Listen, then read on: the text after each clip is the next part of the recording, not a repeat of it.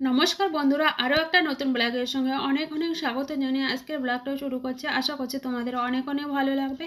আর তোমরা আজ দেখো, আমি তো একটু ঘর বাড়ি পরিষ্কার করতে শুরু করে দিয়েছি। ফটো ফ্রেমগুলো ওই দিল্লি থেকে যেগুলো নিয়েছিলাম, ওই ফুলের ফ্রেমগুলো, ওগুলো সব একটু ধুলো ধুলো পড়ে গেছে। পুজোর সময় যদিও করেছিলাম, তোমরা দেখেছিলে। তারপর পুজো সে কবে চলে গেছে, তখন থেকে আর মোছা হয়নি। ওই জন্য আবার একটু পরিষ্কার করে নিচ্ছি। পরিষ্কার করার জন্য একটা কারণ আছে, তার জন্যই পরিষ্কার করছি। চলো ভিডিওটা দেখতে থাকো, আস্তে আস্তে সব বলছি। আর এখানে দেখো, আমি যখন বাবার বাড়িতে গেছিলাম তখন মা কত হাতের কাজ করেছে, আর এখন একটাও করতে পারে না।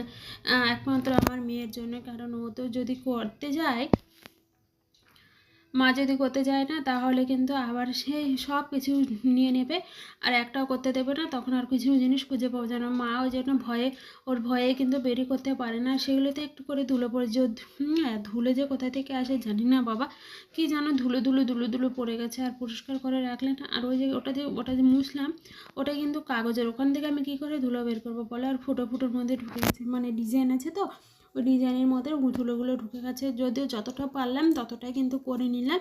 তারপরে এখানে চলে এসে আগে প্রথমে তো লাইটটা জ্বালিয়ে নিলাম, তারপরে মা বাবার ছবিটা ভালো করে পরিষ্কার করে নিলাম। একটা শুকনো কাপড় দিয়ে পরিষ্কার করে নিচ্ছি।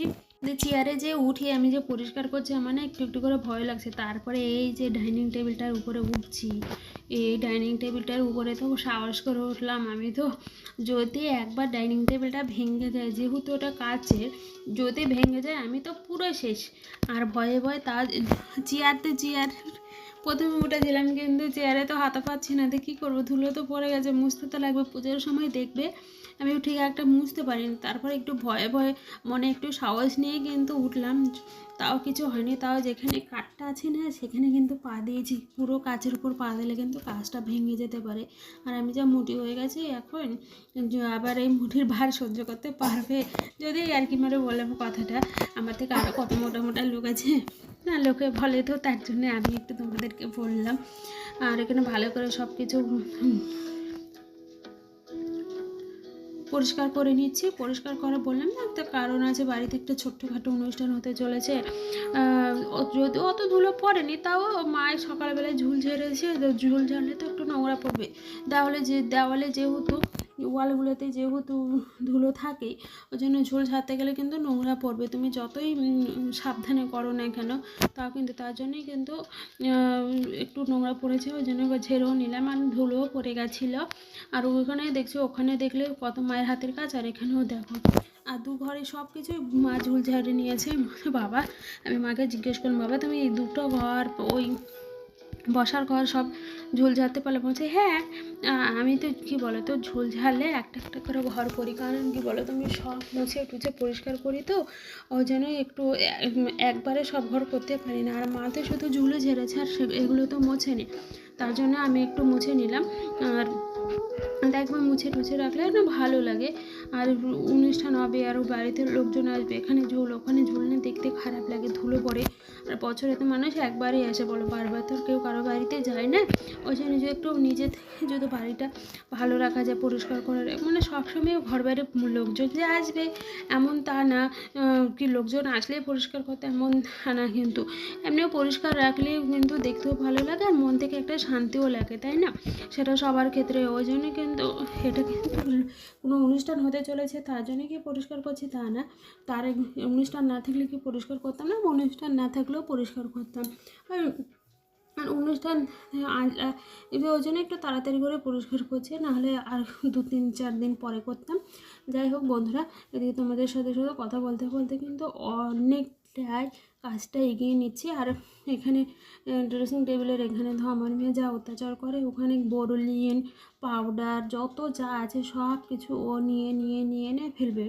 আর আমার এই ড্রেসিং টেবিলটাতে আগে কত কী ছিল, এখন একটা জিনিসও খুঁজে পাবে না। কোথাও যাওয়ার জন্য তুমি যেহেতু রেডি হও, না টিপ পাবে, না সিঁদুর পাবে, না ক্রিম পাবে, কিচ্ছু পাবে না। ওর ভয়ে না যে আবার নতুন নতুন কিনে নিয়ে এসছে মা, ওগুলো লুকিয়ে রেখেছে। একবার যদি দেখতে পায় তাহলে আর হয়ে গেছে, ওর চোখের সামনে রাখাই হয় না। ওই জন্য আমার নিচেও তাই লিপস্টিক, তারপরে নেল পলিশ, রিমুভার, এগুলো না ওর খুব প্রিয়। আর কোথায় গিয়ে লাগাতে হয় সব জানি, যেহেতু আমার দেখে কোথাও যাওয়ার সময় তো একটু একটু রেডি হতেই লাগে, তার জন্যে কিন্তু ও দেখে, ওই জন্য কিন্তু ও নোটিস করে মা কী করছে না করছে, ওই জন্য কিন্তু ও দেখে দেখে সব শিখেছে। ওই জন্য ওর ভয় না কিছু রাখতেই পারি না। যাই হোক, বাচ্চারা সব বাচ্চারা, এবার ছেলে হোক মেয়ে হোক সব বাচ্চারাই, কিন্তু মেয়েরা একটু সাজনীয় হয় বেশি, তার জন্য মানে ও বেশি ঘরে। যাই হোক বন্ধুরা, এদিকে বাবার যে আলমারি, ওষুধের আলমারি, এখানে আলমারিটা ভালো করে মুছে নিলাম। আর তোমরা দেখতে পেলে কতগুলো ওষুধ, প্রত্যেকটা ওষুধ খায়, মানে দিনের মধ্যে যে কত ওষুধ খায় ভগবানে জানে। আমার তো ওষুধ দেখলে মানে গাটা ঘেটে ওঠে, বাধ্য হয়ে খেতে হয়। তাই যখন মেয়ে ছিল প্রেগনেন্সির সময় তো ওষুধ তো দুবেলায় খেতে, কী যে বিরক্ত লাগতো, কিন্তু খেতে খেতে আবার অভ্যাসও হয়েছে, তখন আর মনে হয় অত কিছু অসুবিধা হয় না।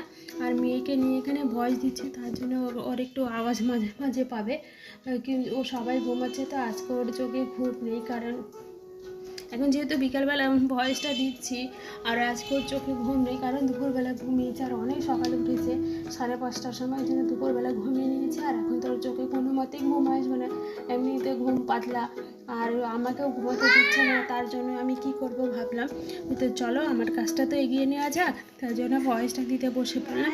আর ওখানে ওই যে কাজের দেরিটা ওখানে ঝাড়ু দিচ্ছে, আর আমি আমার কাজগুলো করে নিচ্ছি। দরজাটা ভালো করে শুকনো কাপড় দিয়ে মুছে, আর ভেজা কাপড় দিয়ে মুছে না। ও আবার দেখছে, বুঝতে পারছে না ক্যামেরাটা কী জন্য আবার এখানে লাগানো আছে, ওকে তো বলিনি কী জন্য লাগানো আছে।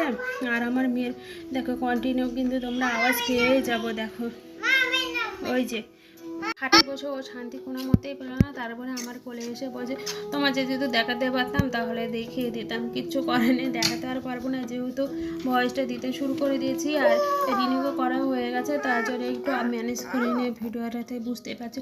মা বাবারা তো শুয়ে পড়েছে, ওদের কাছে তো আর রেখে আসতে পারি না, ওদের তো বয়স হয়ে গেছে, আর বাবারও তো শরীর খুব একটা ঠিক থাকে না, দুপুরবেলা না ঘুমে না, খাওয়ার পরে অনেকটা শরীর খারাপ লাগে, ওই জন্য ওরা যতটুকু পারে আধা ঘন্টা হোক 1 ঘন্টা হোক রেস্ট করার চেষ্টা করে।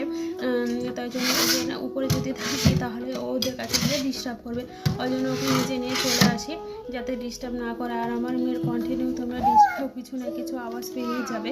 তো বন্ধুরা আমাদের কিচ্ছু করার নেই, বলছি এটা কোথায় রেখে আসবে বলো, বাচ্চাকে যত রেখে এসে অন্য ঘরে রেখে এসে আমি তার ভয় দিতে পারি না, কারণ ও তো কান্না করবো, ভয় দেয় না, আর ভয় যদি কান্না করে তখন শরীর খারাপ হয়ে যাবে, তখন আমারই কষ্ট হবে, ওই জন্য তোমরা একটু ম্যানেজ করে নিও।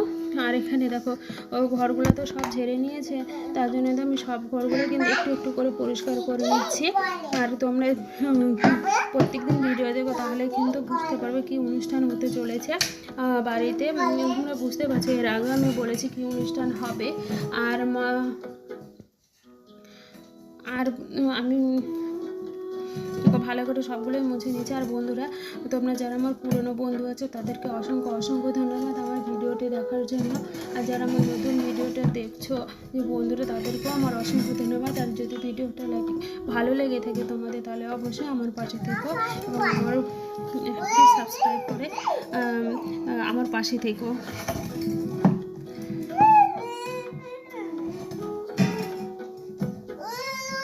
আমার মেয়ের দেখো কাণ্ড, দেখো কি যে করছে, বাবাই বাবা কি যে আওয়াজ করছে, তোমরা মনে হয় বিরক্ত হয়ে গেলে। দেখো আমি যেখানে যাচ্ছি ওই সেখানেই এসে আমি কি করব বলে তো, বাচ্চাটাকে নিয়ে দেখো এখানে চলে আসলাম একটু ভয়েস দিতে, ভালো করে শান্তি করে, সেখানেও চলে আসছে, এখন যা দুষ্টু করে না রে কী বলবো। চলো বন্ধুরা, আমাকে আর ভয়েসটা দিতে দেবে না, আর ভয়েস দেওয়া শেষ হয়ে গেছে, আমি আর কি করব, এর সাথে গিয়েই খেলি।